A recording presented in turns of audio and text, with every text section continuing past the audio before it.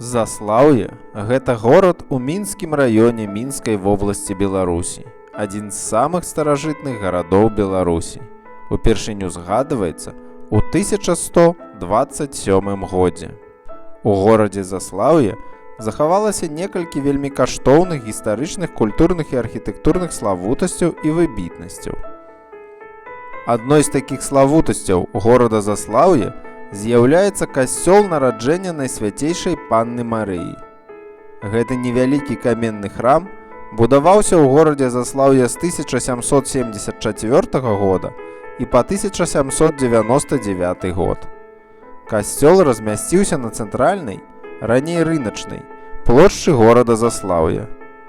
У другой палове 19 стагоддзя храм быў зачынены расійскімі ўладамі.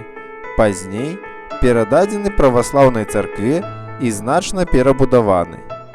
Праваслаўная царква ў будынку храма функцыянавала да 1941 года.